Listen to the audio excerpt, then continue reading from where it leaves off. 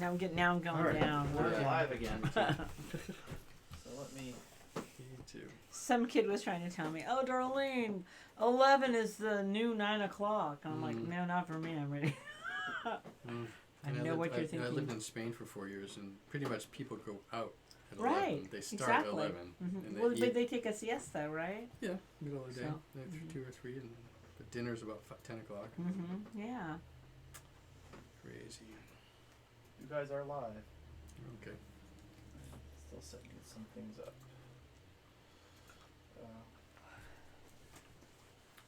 Start censoring. Be careful what you say.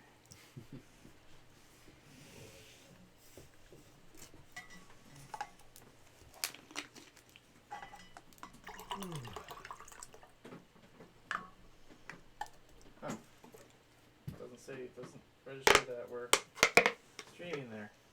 Okay, well, I think this is gonna get Video we or might not be on Facebook tonight, but till that button goes from grayed out, I can't make it go. So We're recording, but we're not on Facebook. We're not on Facebook, but we're on YouTube, and YouTube is our official record. That's our so official. Okay. So we're gonna try this again. Is it a video? Yes, still a Oh, video. okay. Yeah. I thought it was a podcast. This is exactly what is going out. So this is Napa Jordan Peterson podcast. We're a meetup group that meets every week. We just had some technical difficulties. We tried to get it going and had some problems, but we're going to try it again. This week we're going to try to do Jordan Peterson's biblical series. That's what we're currently on the second video, and we made some progress on that. And we have Arthur with us. I'm Ryan, and this is Darlene. So join us, and we're here to talk. Yeah. I'm glad you have notes because I don't remember what we talked about. Well, let's see. History is about you is my first note. History is about You. you, You, yeah. as in one, or you. What you are, who you could be. Historical perspective. We're nothing without a historical perspective. Or we are the sum total of what's come before us. I think, right? We kind of literally, biologically, we're the result of millions of years of whatever survived. Mm-hmm. Something like that, right? Mm-hmm. We're the sum total of what's come before. And we're in a specific point of history, so there's all this context that's associated with that. We're not beings outside that realm of history. Mm-hmm. That's how I remember that. We are historical creatures. Mm-hmm.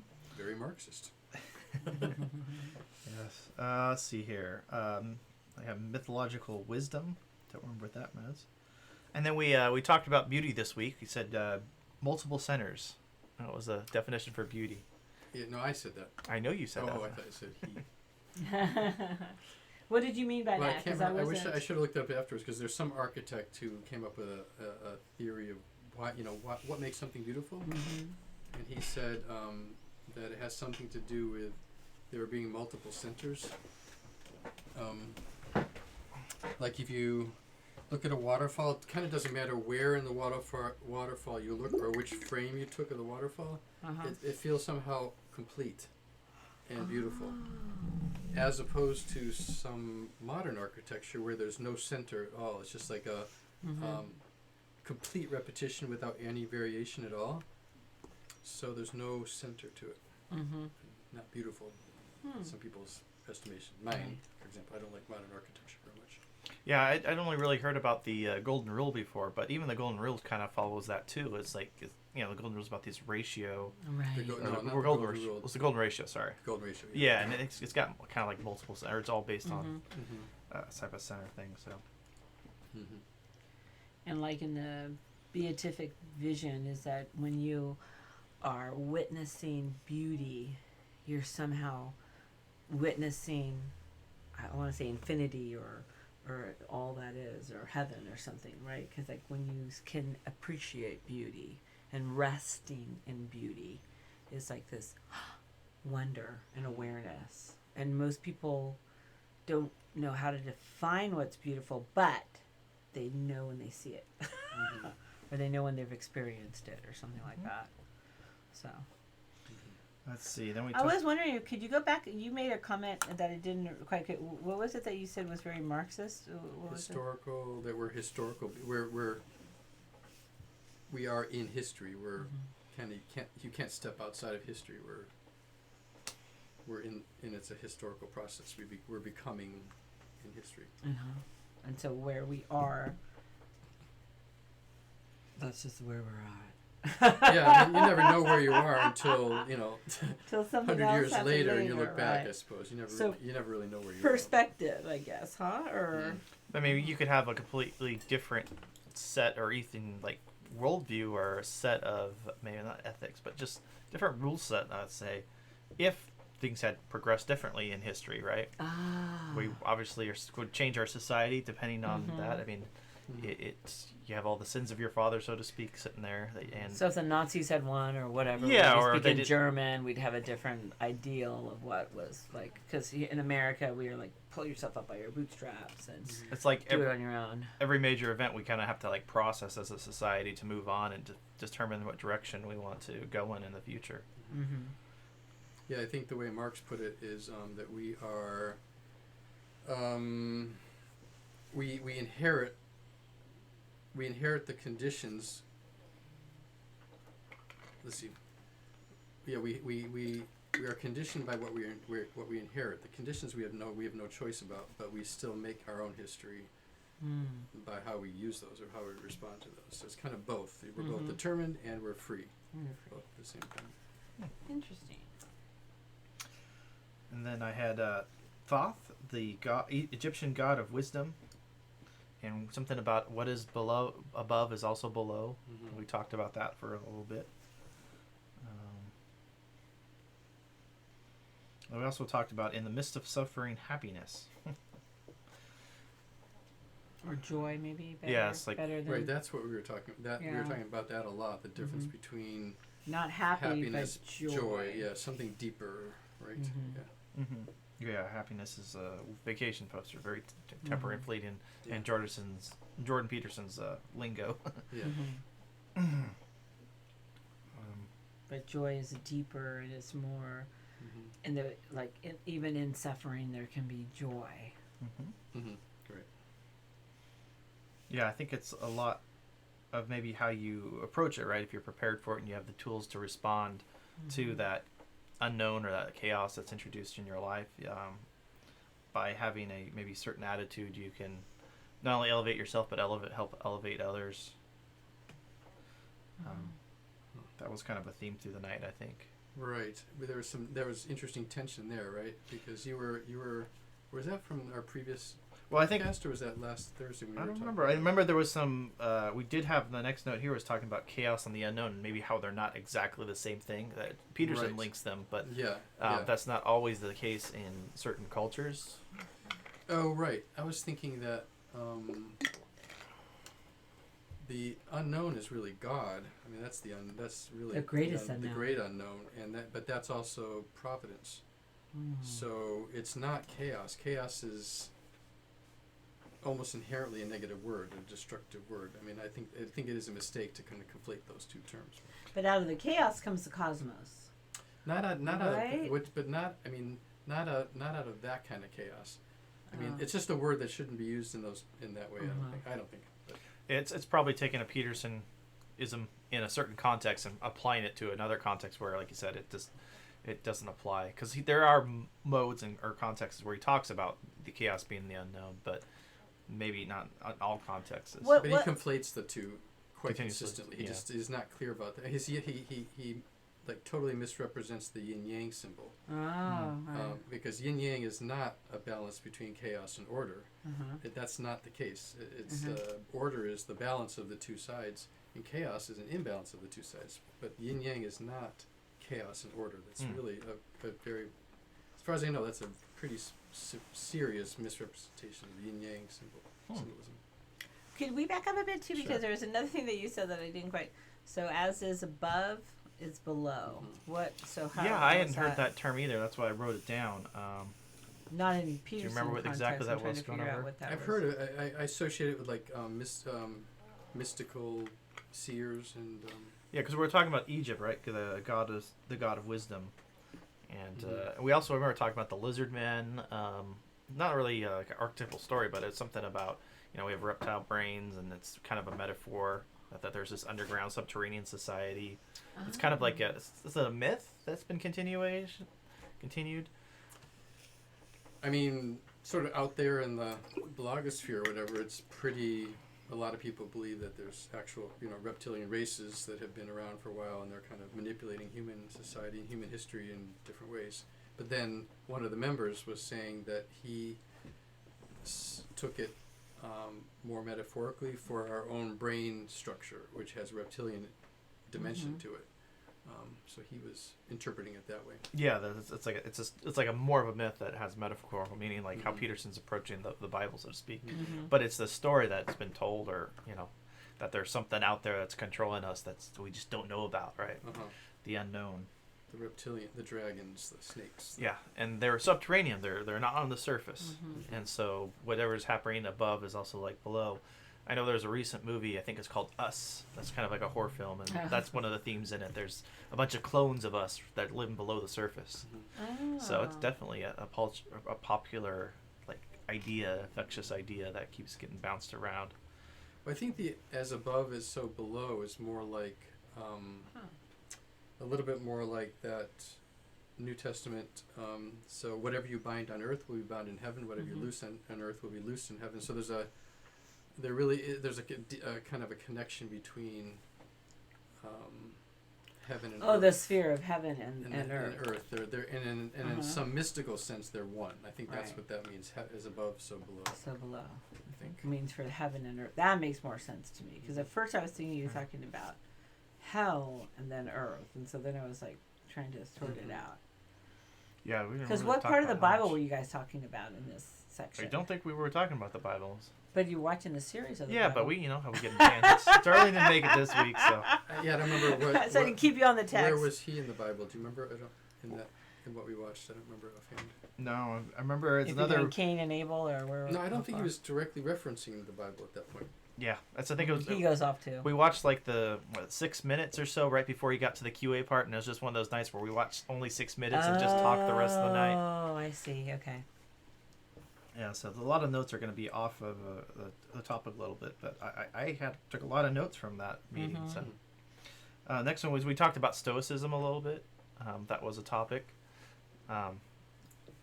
Would you help define that? Because my definition. Well, I mean, I don't think I have a good. I don't know it well enough for me to speak it or to explain it to others. Yeah, I mean, to me, it just means something like finding the ability to endure and to some degree take pleasure in life in spite of it being suffering. So I guess we were saying that Peterson's sort of a stoic in a way, because he kind of keeps saying life is suffering, but he tries to paint or show a way to still endure and still have meaning and still be strong. And Yeah, I think grin and bear it is kind of like a good summary of yeah. Stoicism in my head. That's how I have it memorized, I guess. I'm not sure what the actual Greek school of thought was about, but And here we go. We talked about some chaos, or at least the unknown again, where sometimes we think we have order, but it's really unknown. Like sometimes we think we understand something, right? But we actually don't. And so that's another form of, the unknown disguising itself. How true even of ourselves, right? Yeah. That's like we think we know ourselves, and then we do something that's like, what? I Right. just did that? Why did I do that? What? Yeah, no matter how sure we are, there's always something we don't know or we're missing. The unknown part of ourselves as well that comes about. yeah. Well, our own thoughts are unknown to us. I mean, they're just coming from somewhere. Then there they are, and we don't know where they came from. And Yeah. That's true. Especially when you say something and then you're kind of surprised that you said that. Yeah. It's like, oh, I haven't been even thinking about this or doing this. Right. Or where did this come from? Right. Where did that go with? Next one. Belief is a choice to surrender limitless potential. say that again. Belief is a choice to surrender, and then I think I have a space there, so it might not be connected, but limitless potential. So it might be two different sayings there. It's hard to tell. I didn't take these notes in mind to be using them as the backbone for our discussion tonight, but here we are. That's what we got. Yeah. Right and wrong, good and evil exist. But the search makes them elusive. That's interesting. Oh, right. There was one of the other members was saying things that I hated, and I said so. But it was, when it was, I think, taken well by him. Just about there at some level of consciousness, or that there's no right and wrong. And I was pushing back on that pretty strongly. So I think that's where that came from. There's right and wrong.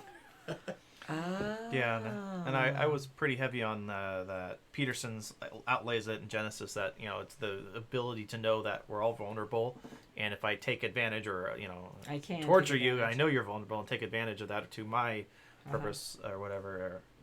That's when we do wrong or evil. Yeah. But we don't always know. And certain some complications, like there's always just times to do murder. So, and I think we've talked about that a couple times now on the podcast. So it's that's a kind of legitimate relativism, then, correct? I mean, this depends on circumstance and. Yeah, and that's why we gotta find the truth and the rot. So we have to figure out what part might not be in our models that we don't really know. That's part of the search here. The search makes them elusive. And I think that's another thing too. I think as we learn things, right, and I would describe that bringing order to certain things, it can turn our world into chaos, because all of a sudden, if your model changes, then all of a sudden you got to re-examine everything, because now the world's different, So every piece of information we take in can help you organize things, but it also throws everything into chaos, and you have to completely re-examine everything all over again. And I think that's no, go ahead. No, finish. And that's just how we get this cognitive dissonance, where we have two different things in our heads we believe true, but we learned them at different times and different models, and we just have to think about it for a bit with the new model. That was a pretty important theme in Zizek and Peterson's debate last night too, this idea of my mind just went blank. Mid-sentence. Go on. Well, I was going to say this, I wasn't there, but this is very, very fascinating to me because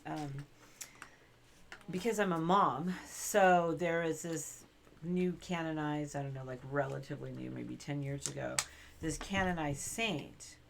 And so I was interested to read about her and whatnot. I wish I could remember her name off the top of my head. And I got to say, I read her stuff and I thought, what? Why is she being canonized? This is terrible. She had 3 kids, I think, under the age of 5. Oh, and she left them? And she got pregnant, and all the doctors said that she couldn't carry, she would die, which she does. She goes ahead and carries this baby to term. And now her poor husband is left with 4 kids under the age of 5 and no mother. And it was interesting for me because I felt like, what a completely selfish thing, I guess, because like what an abdication of your responsibility to those that you've already brought into the world. It was just kind of like a strange thing for me. And it wasn't that I'm very pro-life, so it wasn't like I was advocating abortion, but I kind of felt like she had no business between mother's life and baby's life, and then mother still being there for the babies. It was very fascinating because it really rocked my world about, well, what is this, and how I had such a strong reaction to it. So what does that mean? And was I like, I really couldn't. Well, when you become Pope, then you can undo that. Right. That person. I think that's the thing with religion, is you got to find the rot, the good parts you want to take out, and the things that you don't agree with, you don't have to take. And I think that's the good thing that a lot of people forget about. Like, you have to be a good Catholic, you have to believe every single thing, and it's like, I don't think it needs to be that hard. I think that it just needs to be.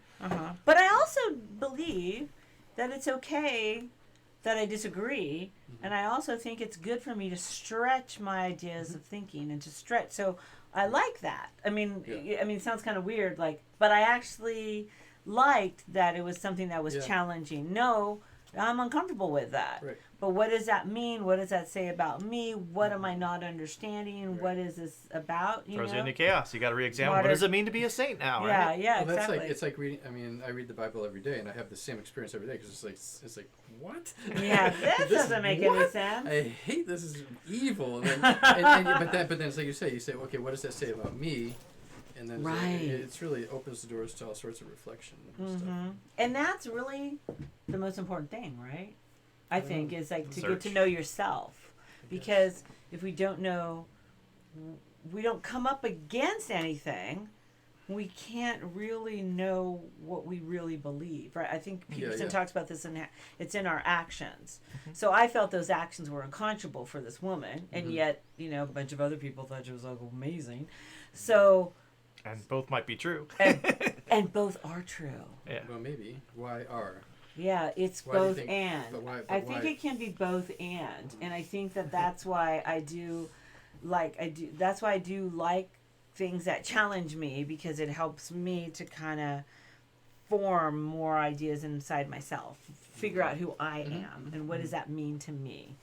And so I don't Except necessarily. it's not always both and. I mean, sometimes it's True. neither nor, Right. and sometimes it's either or. Or right. So that those are the that's the range of critical thinking. Right. So one of the things that happened for me when I was younger was I remember thinking, this doesn't make sense to me, something like that. And then I thought, which Peterson says a lot, and so who am I? I'm like some 20-year-old person. Perhaps I don't have the wisdom, or I don't have, like when you look at, because I am Catholic, sorry, but so when you look at the church, they don't talk about this week or next week or whatever. They're looking at over like hundreds of years. They hold.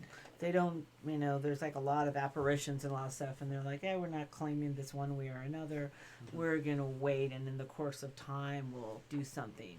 So it's a whole different way of being, and I think that's very true. When you're young, you want the answers right away, and you want to have it black and white.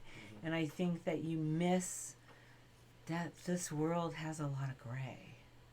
And there can be truth in the black, and there can be truth in the white, Yeah, the next line here is pretty good. We can't live in the truth, right? We're constantly almost like self-deceived, constantly. So the search is important. Another thing we talked about was how virtue self-reinforcing, which I thought was interesting. Virtue is self-reinforcing. Yeah, do you remember what? I think we were talking about like if you perform a virtue. That was me again. So that must be a good idea, but I can't remember what it's. Yeah, but you made the point that is if you act out a virtue, you could feel that it's good. Oh yeah, and what was that in response to? It's like, That I don't remember. Yeah. I didn't write that part down. I guess it was that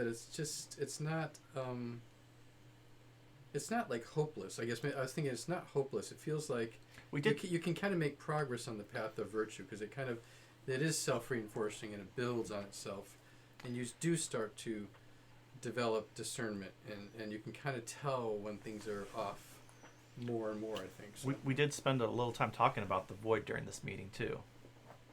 And I think that's maybe what we're talking about, that if you're exploring the void, like you're searching where there's no answers, you're not going to get answers, right? It's a useless effort. I think that was something Peterson was talking about. And if you search aiming upwards, though, then if you're trying out virtues and you're looking for meaning in that, you're more likely to find that. And I thought that was interesting, because you were just saying it like, if you don't lie, that's not a virtue. What are the virtues?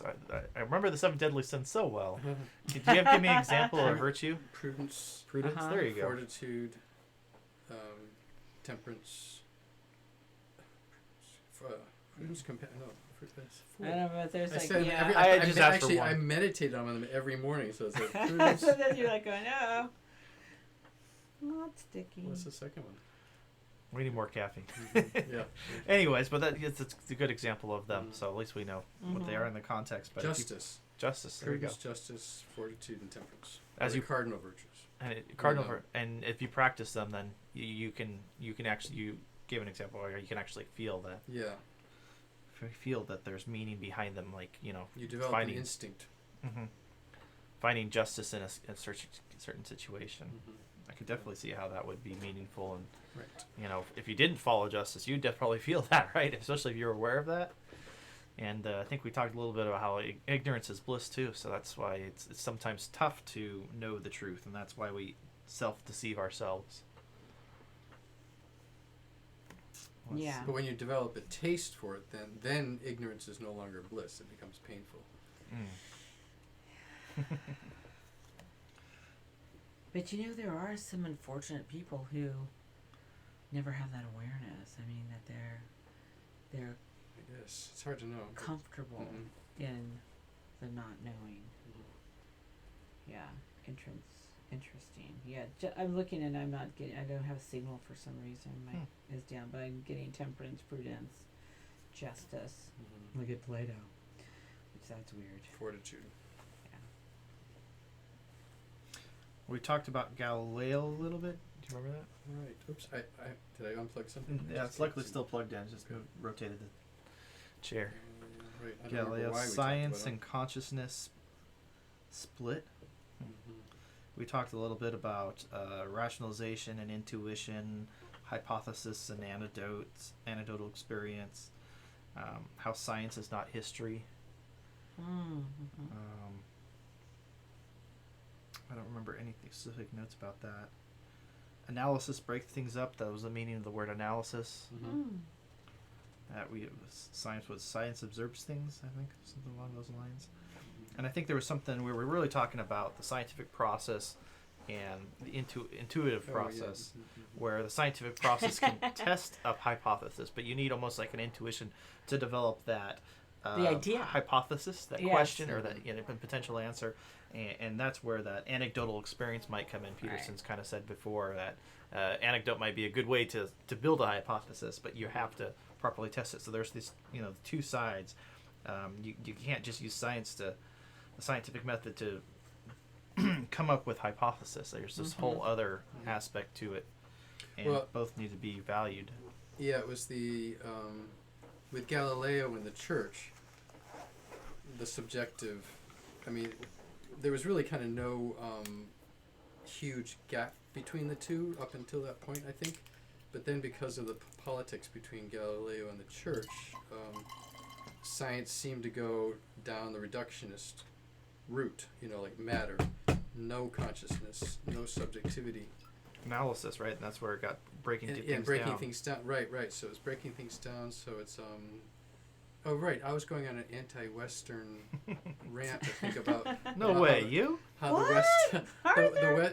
the knowledge that comes from it's partial knowledge, because it's not rooted in the whole thing. So in that partial knowledge, ends up being very destructive. It's like E equals MC squared. I mean, it's like a partial knowledge. It's a piece of the whole, but then it becomes very destructive. And I remember talking about how it was like tools, like the nuclear bomb is a tool, just like a hammer, right? The hammer can cause extreme damage. You can murder someone with a hammer, but it also can build buildings. So there's these dual uses of tools. So there's almost like an implied ethic with tools, how you use them, and that can put limitation on them, so that.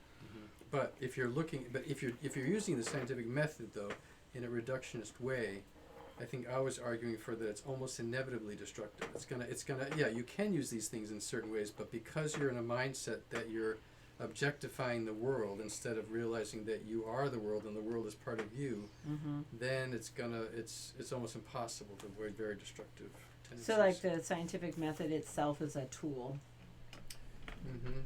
and it must be used in certain parameters, or else it's going to always be destructive. I would think so. Yeah. I think so. I see. Not just ethics. Things versus beings. Desire to conquer nature, minimize pain. Right, like animals being looked at as things as opposed to subjects. Come in a little bit. Starting to leave the frame there. As opposed to being subjects in and of themselves. Well, doesn't the Bible talk about giving us dominion over animals? Yeah, but it. But what does that mean? But you have to pour the blood. Yeah. Well, even after you were given the right to eat, you were first vegetarian. But after the flood, we were given the right to eat meat.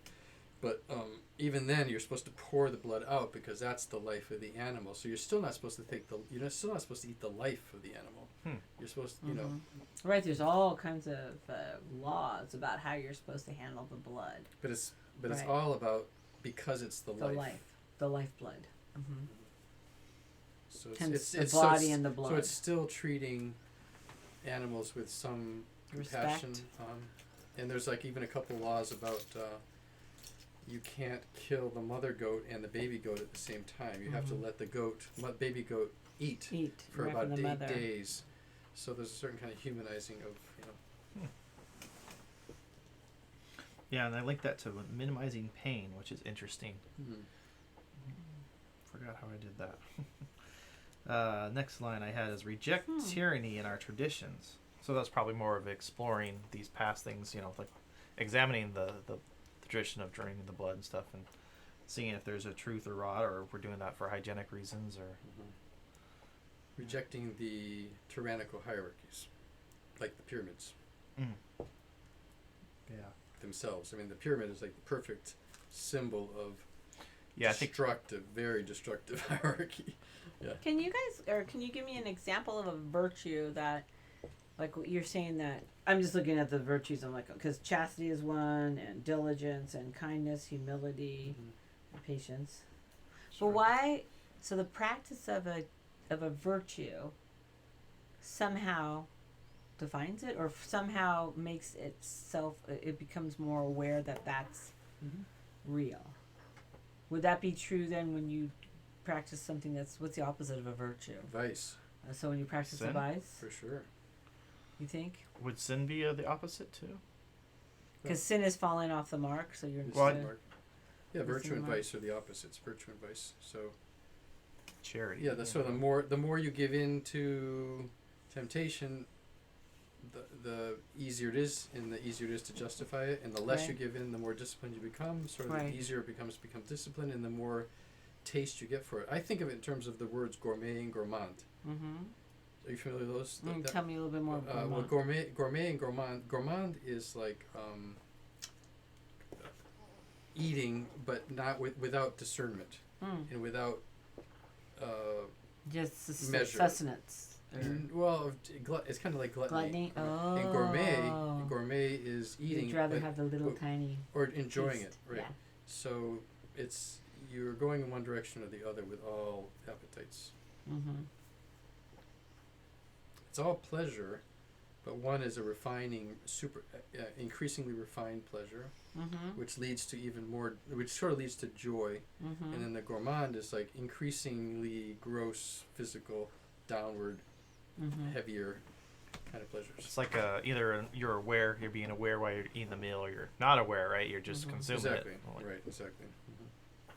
Or you just want more. I remember taking my more. mom to, I think it might have been even the French Laundry or something, and she was like, "Oh, that's money, and they just give you this much. They just give you a taste of this, and you're supposed to revel in the taste and relish it, and just really enjoy it." And her thing was like, "When I came out, I'm still hungry," Right. Because it wasn't her idea. Was that to have a real meal, you just have a lot, I guess, or something like that. And really, she couldn't understand what we were. Anyway, it was like a waste. Too, same thing, you don't need to have a lot. The color, the bouquet, the taste. And you don't need to drink a whole gallon of it, or even a whole glass of it. Just a little is enough, because then you can actually experience it. Right. Yeah, in a different way. Well, you'll be able to continue. It's. I think we were talking about sustainability, right? Peterson was talking about relating virtue somehow to being. It has to be sustainable. What's good is what's repeatable over the long term. And virtue is, and virtuous appetites are because you continue to enjoy. But if you indulge, if you just drink down your wine, well then you get drunk and you can't. You literally is not sustainable. So that's what happens with vices. They become. Yeah, it's kind of unsustainable. You don't know anything about them? Yeah. And you're asking us. I see. Yeah, because the vice is kind of like when it's almost like a virtue goes too far, and it's kind of like a bookend on the other end. So there's like this balance you have to. Right. Well, even the virtues, I would think, if they're out of order, right? Because that's what we talk about. That Catholicism will like to being too scrupulosity, then it becomes like disordered. Yeah. So there's always going to be a balance, Yeah. Inordinate. I'm just kind of like because regrettably I do have a lot of experience with people close to me, my ex-husband, really not being willing. Remember, this is public. That's all right. He can watch it. But not being willing to to say that's a bad thing. Do you know that vice is a bad thing? Like, no, this is like somehow. What I heard was that it's supposed to be very liberating.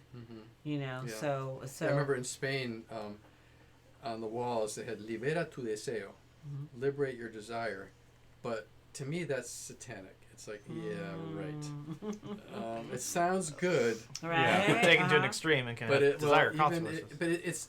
It's a direction. So if you're going in that direction of liberating your desire, it's not even extreme. It's just like if you just take that turn. And I kind of understand why, because there is such a thing as oppressing desire. Right, and or someone which that's is too bad reserved, too, right? That which they is need bad to. too. So you want to liberate your desire from that, but if it's an aim, I don't know, it's dangerous. Then it becomes Context dangerous. matters. Yeah. It's relative. See, that's why relativism is a very important I see what you're thing, saying. which Right. can be taken too far too. It's like everything in moderation, but relativism is very important. Yeah, it's kind of fascinating when you think about it. I hadn't really juxtaposed the two. Yeah, it's not the bogeyman that, Right. you know, if you don't mind, that Peterson makes it out to be. It's like, it's not. Right. I have something here about attitude versus ability. Don't remember that. No. Don't remember. Yeah. Wisdom in attitude. That was my big takeaway from the night. That even though we're given these chances with the suffering, right?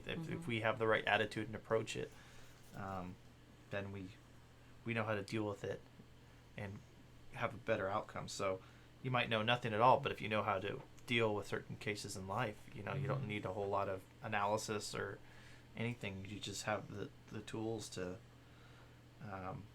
deal with in a really graceful way. And I think it's like, well, how can you have these really smart gurus when they didn't have the nuclear bomb and all the technology and science we have? How can you revere these people that didn't have this great technology and know the things we know now? And it's like, well, no, they didn't have maybe the intelligence or the book knowledge we have, but they had the wisdom, they had the right attitudes, and that's what's passed up through the ages for us. Is because we don't have all the, we've had much better science, much better tools to investigate all that. But something that really hasn't changed is the human creature. But is wisdom valued even today? Yeah, I think even if you don't say you value it, you act as if you do. Right? If someone's... I think Go ahead. No, go ahead. I was just going to say, if someone has the right attitude around you, or someone that you would think is wise, how do you think they act generally? They generally are pleasant to be around, right? And you want usually respect and look up to them. So. And I think part of the impression that we get that wisdom is not valued is because of the culture war thing, that we're not appreciating the color of wisdom that the other side is appreciating. So it looks like they're rejecting wisdom. I think it's like the I don't like Peterson's attack on identity politics, because I think he's just not appreciating from inside that view the virtue that's being aimed at. So it's the failure to appreciate the virtue that the other side is aiming for, or like when the left doesn't appreciate the right, and the right doesn't appreciate the left. You come away with this general impression that society's going to hell in a handbasket, but it's. But I thought that Peterson is saying something different. He's saying that he doesn't want his freedom.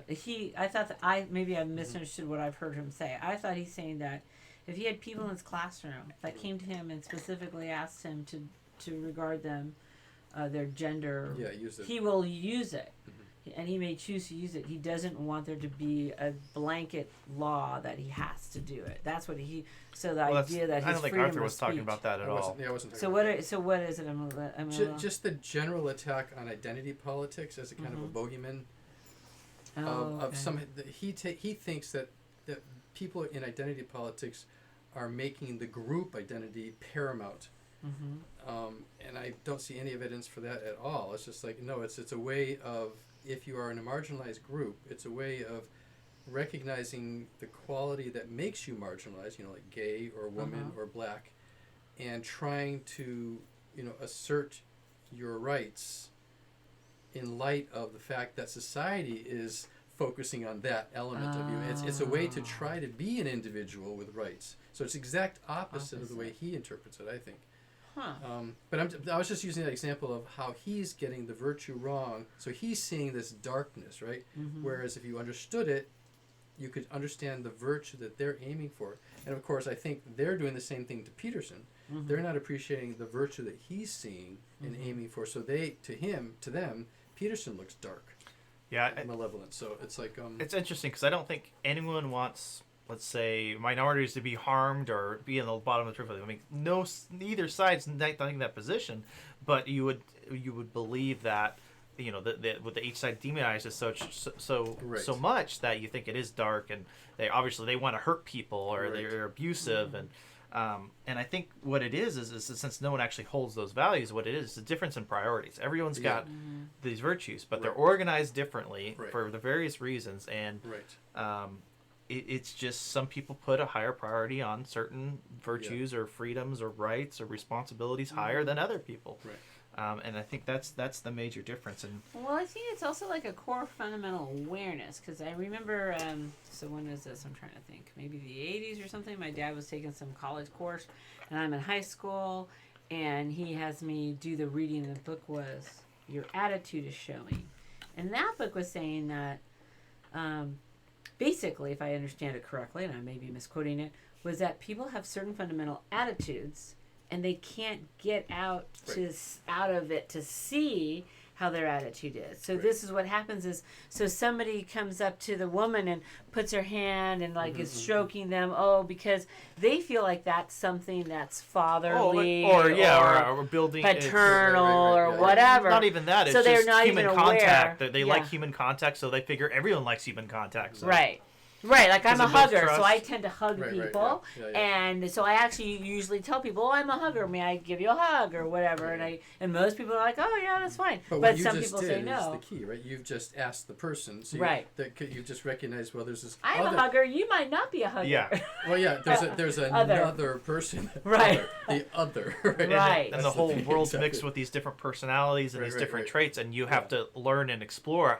That's something that's specific to me or my personality. And I have to be respectful of others. So what happens is when you have this attitude, your attitude, but you aren't mindful that other people might not share that attitude, that you get into trouble.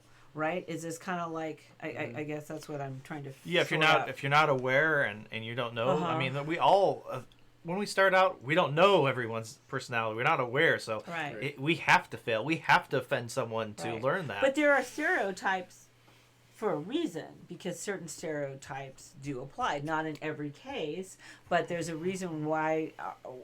I guess the human condition is we want to put order. We want to take and make some order. Well, and then. Yeah, and there's also even though there's a general male, a general female, and then you find out, oh my God, actually, like 1 in every 10,000 are actually born with both sexual organisms. There's I mean, it's like there's a high resolution, low resolution. There's like these patterns, and then I like that term used a lot. Use a lot, so. Yeah, there's a level of masculinity and femininity in each one of us. There's females with high testosterone. There's all sorts of weird, wacky variables. Number of chromosomes. And our technological development, has allowed, when you're at the subsistence level and just trying to survive, like Peterson says, there's a lot of things that over millennia, certain gender roles shouldn't be looked at as having been evil. Like patriarchy might not have been evil in the sense that it formed a function because, my God, there were like cave bears and there were lions out there, so you kind of need the men in charge maybe to make sure, whatever. Because women are breastfeeding their kids. So it makes sense, but it doesn't anymore. Not anymore is the point, right? And that's, I think he doesn't quite get that through his thick skull yet. So it doesn't anymore. At this point, damn it, it's like, whether we want to or not, the fact is we are in a different world. We are not at that survival level anymore. Women do have the pill now. Women, and there are machines so women can build buildings when they couldn't before, so it's different now. It's different. So the fact is, everything is open for question now. Everything is open for question, whether we want it to be or not. It's a scary thing, and it's very dangerous. I think he's opening a door to a reactionary retreat from the fact that we have to reinterpret everything now. Yeah, and we can't throw away the past and just start fresh. We That would have be to crazy, right? It'd be we crazy have to throw it rescue away. and bring these ideas and patterns with us. Otherwise, we're gonna have forced to relearn it all over again. Right, but And he's taken a very hard cultural war position against people who are questioning things, and then of course the people who are questioning things have overdone it in reaction to Peterson types, the Shapiro, the Peterson, the Molyneux types, and it's a tragedy because what has to happen is actually something like happened last night with Zizek and Peterson. They got past that and they started talking, and there was like, yeah, you know, we don't. The fact is, I think the biggest thing that came out from that debate is we don't know. That's Zizek kept saying, we don't know. So we got to start talking and sharing, and we got to get out of this damn culture war crap and start talking to each other. Yeah, and we got to have respectful dialogue and debate, and I think that's one of the great things Peterson is showing by example is how to. He's not being respectful. Oh, you don't think? Well, he's in his debates himself, though. He's doing modeling a good way to have conversations. Well, we can disagree. I mean, and I think in general he's a very bad example. He's demonizing the left all the time. Not left, just Marxism. No, the left. No, the postmodernists, the feminists. But he does that for the far right too. The extreme left. He says both. Not as much. Not as much. No, he thinks academia is under the. No, it's definitely emphasizing the left for sure. But even if he did that, it doesn't help to demonize. He is way down the path of demonization, extreme demonization. I don't know, because I do most of my stuff listening to video that he has, and so I don't see that. At least what I've been listening to. So maybe I'm listening to or you're not noticing things. it maybe because that's you're very likely because you're sort of agree with him to some yes, degree. and to some degree that's true. That could be true. Well, at least at bare minimum, he has a rule in the book that preaches proper discussion. Oh yeah, that's my favorite thing: the conversation on the way and how to do that. What he says is the way to do it. Right. Well, he's not perfect. I mean, you know, it's very difficult to do these things as a human being. I think, right? We always get stuck. It's pretty extreme. I'm saying it. I'm arguing. I may be wrong, but I'm saying I'm arguing that the degree to which he's demonizing his ideological enemies is actually fairly extreme. It's not like a mild form. It's but extreme. Don't you find that he gets demonized? Yeah. Himself, like Absolutely. I mean, I think like there's so. It's not one or the other. It's both. That's it. Yeah, definitely. But he's bringing it on himself to a large degree. Well, hopefully last night will be a good opportunity so. to see one of his blind spots, and hopefully he addresses that. Because he started in like that. He started in attacking the Communist Manifesto. He said, this is like the text that there's no text that I've ever read with more mistakes in it than this. And he just went boom, boom, boom, boom, boom. So that's not even particular demonization, but that's... that's his mindset. Attacking. Attack. You felt attacked. But you felt he was attacking. He was attacking. Uh-huh. He was critiquing, which is okay. That's a little different. But demonization is to call people evil, and he does that. Uses the word. So he's... Let's see. What else have we got here? We did talk about conversation on the way, thread of thought, the source of thought. We talked a lot about meditation during the night. Right. What did you talk about? We talked about mistaking meditation with being able to control your thoughts when it was supposed to be like a release, letting go. Doesn't mean you have no thoughts. It really means you just being, I think, more aware. When thoughts come up, you acknowledge them and then you let them go. Yeah, mindfulness. Yeah, and it's not trying to control your head to have nothing in it. Right, no, Right. that So doesn't no work. voice to stop talking. And that was where the void came up too, because someone used the word void for, in meditation, aiming for nothingness or something like that. But then I think I called it like an ancient mistake. That meditation, and I even think it's satanic. It's like a way that Satan keeps us from reconnecting with the source of thought. So the teaching, Satan's teaching, is you have to control. You have to try. You have to take effort, and that's how he keeps us from actually reconnecting effortlessly, more or less, to the source of thought. And the other satanic teaching, I think, is to mistake consciousness with emptiness. And because the example I used yesterday was like the ocean. So when the waves are on the ocean, that's the thinking mind. It's empty. I mean, it's a thinking. It's actually thinking that's empty. But when it settles down, in the depths, that's full, and you feel it is full, and it seems full. So that's I remember that now, where the void. Because deep calls to deep. Exactly. So you go deeper down, and then all that is kind of like gives you an awareness. Right. And it's natural because it's like the Vedic people called it Sat Chit Ananda. Absolute bliss consciousness. So reality is absolute bliss consciousness. Mm-hmm. That's really real. So it's attractive. You don't have to try to want it, and you don't have to try because it's inherently attractive. Mm-hmm. Mm-hmm. But the satanic teaching wants the opposite. Right. Once you don't get into depth, you actually try to get into nothingness, and that's really impossible. Or you feel like you have to work your way and up you're to it not instead doing of it. It's more like relaxing into it. It's being at one with all that and you're in like a flow state, or in a flow state. Yeah, and that's the actual real experience of realizing I'm not meditating. Yes, all that is meditates through me. Meditation is like happening. I just open and then it comes through. You brought up a interesting thing about, was it concentration and meditation? The words are flipped. Yeah, in the West, in the Roman Catholic tradition, contemplation is what the Eastern tradition means by meditation, and meditation is what the Eastern tradition means by contemplation, at least in English. Mm-hmm. So contemplation in the Roman Catholic is transcending thought. Right. And meditation is thinking, like a thought, following a thought, like prayer or something like that. And then in the East, it's the opposite. So contemplation is thinking, and meditation is transcending thought. So again, I think it's satanic.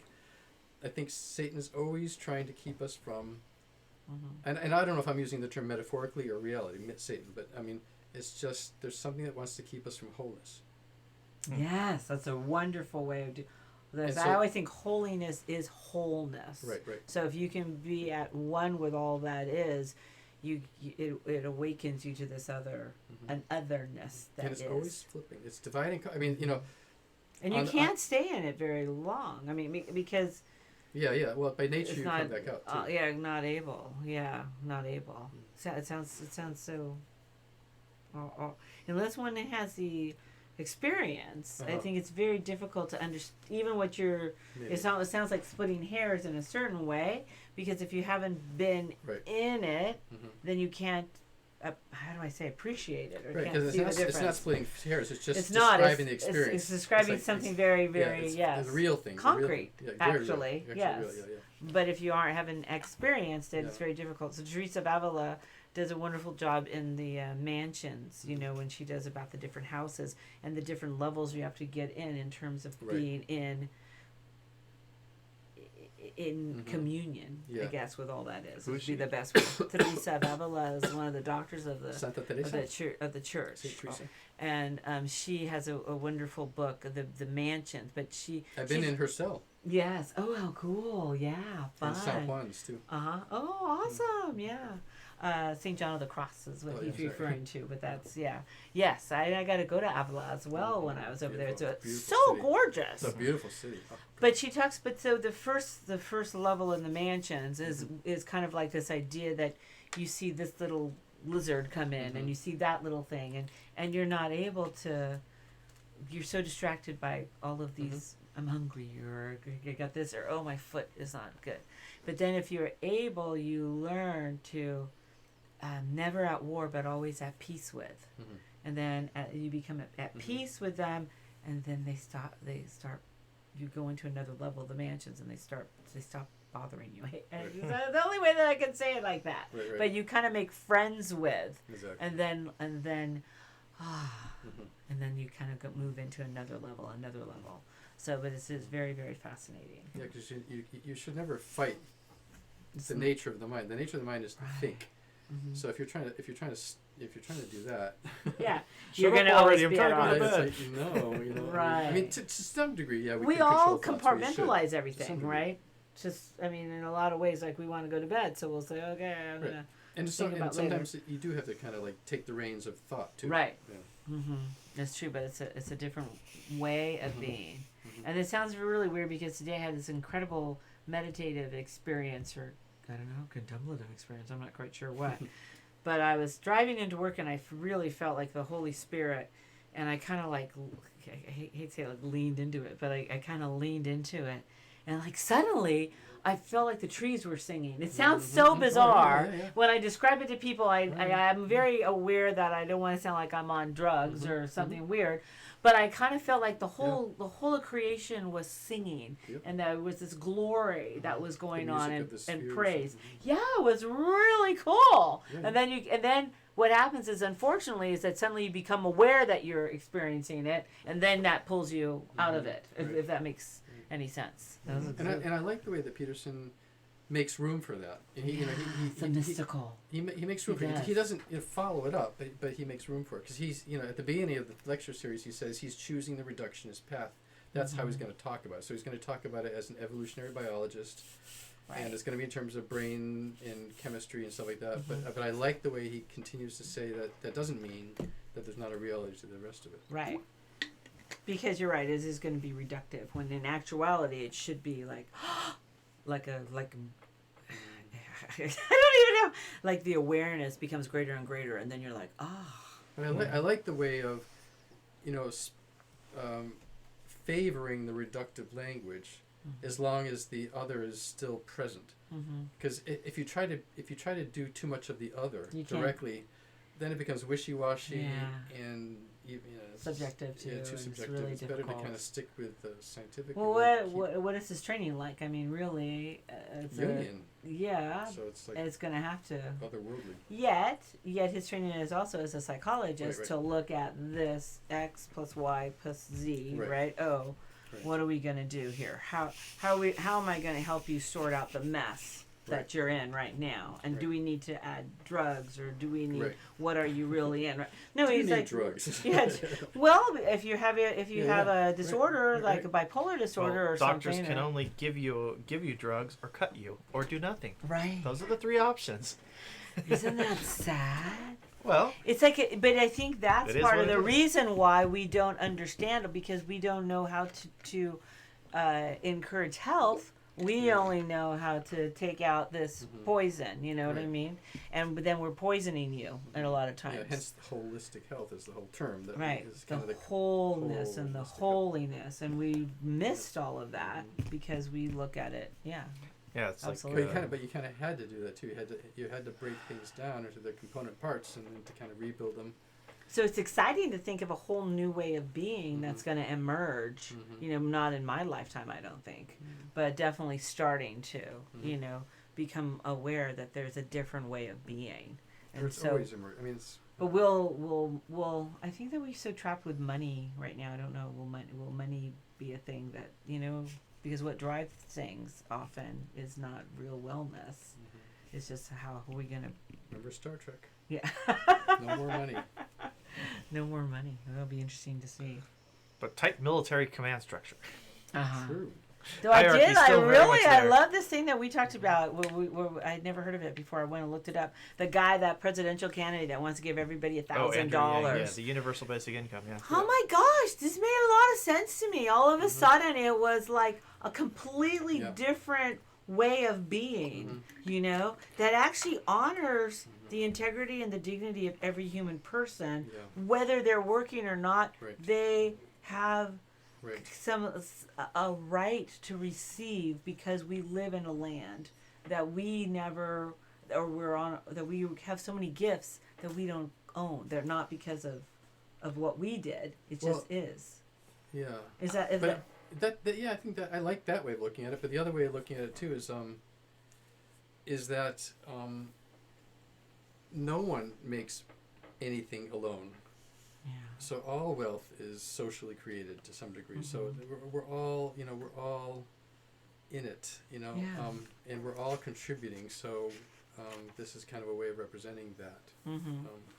I love focus on the value and the dignity of the human person, and that to me, like, that says something, that everyone. I mean, the horror of capitalism is because property is defined in the way it is, people can be homeless without money. So the point is, and they will be. Yeah, and honestly, so, yeah. If you don't have money, if You're you done. don't have money, you will be homeless because you have fallen out of the only thing that capitalism, by definition, can recognize, and that is demand backed by money. Right. It can't recognize demand backed by need without money. So or intrinsic value, without money, it doesn't exist. It can't, by definition. So you need. Right. So I think of like kids who are born in the world with Down syndrome, and they really have difficulty and perhaps even have no ability to play this game, which is capitalism. Right. So but their intrinsic value is still there. Right. But we have such a hard time seeing it. Right. Or valuing it or acknowledging it. Or even if we do, the fact is that we still live in a material world, so how do we bring food and shelter and medicine to the people who don't have the money? But again, the biblical laws speak to that, because when you harvest your field, you're forbidden. Always supposed to leave, right? You're forbidden to take it all. Right. Right. So you're forbidden. That's why Ruth and the widows could go and they could get some. And for the two people, just the two classes. So in other words, it's a class. It's a recognition of classes, and the fact that the economic system requires something that transcends it. So you have to forbid. Private property, in other words, can't be an absolute. You can harvest up to a point, and then for the sojourner and the widow, right? Yes. So for the marginalized, the most vulnerable people in society, right, that they can have. And so they can go into the fields onto someone else's trespass into someone's private property and take the food that they need. Yeah, and this is very fascinating too, because my daughter, as I mentioned, has a boyfriend who's English, and when he was out, he was explaining that there's some law that means that in England, that they cannot shoot trespassers, that they actually have to allow right of way through everyone's property. Yeah. And this was like so foreign to me as an American, right? Yeah. But he was saying, he was explaining in a similar way that there was laws that were passed because the feeling was that the land is something that we all... It's common, exactly. Commons, So though you may own it, that's just kind of like a chance that you're the owner. Right. Yeah. So you as the owner then must allow the populace to be able to traverse on your property no matter what, and you don't have the ability to, like we do here, like we get a gun out and it's like, you own my property. Right. Yeah. So very, very, it was really kind of like It's so nice, like when I lived in Spain, it's just so nice to know that you could just go for a walk in the countryside. I wonder how they deal with stalkers there with that. Fascinating. Well, like I go for a walk. Now I'm going to get in trouble. Well, fences. I mean, private property doesn't keep stalkers out. Anyone can stalk. Yeah, I know, but I just if they can be at your window and not be there legally, it must be a lot harder to get them out. Well, perhaps they have to still have because privacy laws and everything. Or maybe it's they have to be continually moving. They can continually move your property, but. Right, but we have squatters in the United States too, because if you have somebody squats on your property, right, then they have rights to stay there. You have to like give them notice and stuff. This was like a real shocking thing for me, because we had some renters on a property that they hadn't. My father had been very generous and didn't want to. He was sick and they never paid, and so he let him stay for like 6 months. So it was a huge mess, because the law was that since my father had not kicked him out, that now they were squatters, and now I had to, like, now it was crazy. I had to get them to sign a document saying that now here was the rent, and if they didn't pay, and then they still had, the rights were unbelievable. It took almost 6 months to be able to get it in a situation before I could actually kick them off the property. And they're just paying nothing. It was like really ridiculous. I didn't realize how it can get caught. But I was going to say about this whole idea about the English thing is that it really like kind of set me up for what you guys were talking about with this $1,000 a month, because my mind really had a hard time grasping what he was saying. I really had to I'm like, what? Well, it is hard to grasp. How does it work? I can't see very far many And steps. it's down not the road just either. you getting $1,000; it's everyone else getting $1,000 everybody. too, which also changes the stigma of certain things. And How It's very wonderful! complex. This is very fascinating to me. and it's not necessarily. It's actually supposed to be cheaper than like what we're paying for healthcare right now. So it's like very real, very doable. Oh, I didn't realize that we had to we then won't get healthcare anymore. Well, No, it's just yeah, but the I cost think of they're two it. different It- things. But I think Andrew Yang's. I'm not sure I like his because I think in his Is you it do have to married choose together? Oh. between if your welfare is more than 1,000, you have to decide which you want. Which I don't like. I think it should Oh, be that doesn't 1,000. seem nice. Yeah, I think there's a lot of different Yeah, models. there's a whole bunch of models. Yeah. Oh, but it's a fascinating thing because it just is not wrap my mind around it, and yet it made me feel like what we're saying is that every single person has value, no matter what. Great.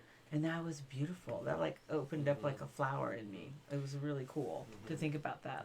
But is that true? But there's also really there's also really hard-nosed practical economic reasons why it's a good idea. And Yanis Varoufakis is, I think, the best at explaining this. And part of it is just because the way the economy is going, it's becoming more and more in a machine-run and AI economy, right? So right. So you're gonna not be able to. Employment's gonna go down. But that's like the goal should be unemployment. That's the point of having technology is to work less. I mean, if the reason why we invented the lever is because it was hard to move a rock without a lever. So machines are supposed to enable us to work less and ultimately not work at all. At least things we don't want to do. And that's the point. So unemployment should be the goal for everyone. For everyone should be the goal. Yeah, I mean, but it's really a difficult thing to wrap your mind around, isn't it? Not creative. It isn't for me anymore, but I can see how it would be. But once you grasp it, the point of a machine is to reduce labor and to free you up to do things you want to do. It doesn't mean it's like when Yanis Varoufakis was using Star Trek as an example of what communism means, right? So you have the machines doing the work, and then people get up and explore the universe. Right, then they can go. Then you can actually. Yeah, so again, it's satanic to make you think that that's a threat. Unemployment is some kind of threat. Right. It's satanic to think that human beings don't want to be creative. It's satanic to think that human beings are lazy. Well, because really the Garden of Eden there was no work. Work came because of sin or whatever. Oh, the toil came of sin. But what kind of work or what kind of creative work they were doing in Eden, we don't know. Right. So, but I think it's satanic. Interesting. To think that human nature is basically lazy, etc. So I don't think there's any truth to that at all. I love that. It is when work is toil under somebody else. So when you live in class society under those oppressive hierarchies, then it's toil. Right. Generally speaking, not always. But so it's interesting. It's very fascinating to me. Okay, we've crossed the hour mark. Just to let you guys know if you guys want to wrap it up. Yeah. Okay. So thanks for joining us. We've talked on a bunch of random stuff. Yeah. Trying to recreate our little meeting we had, and hopefully you got something out of this. Maybe you find something we got wrong. Let us know. That's always what I get excited about is learning more, hearing other people's perspectives, and trying to learn something. And that's what we're all here trying to do is just share our perspectives and take some more in. So thanks for joining us. Comment, subscribe, like, follow, etc., etc. And donate. Not yet. Happy Easter. Yeah, happy Easter, and I guess we'll try to see you next week. Okay.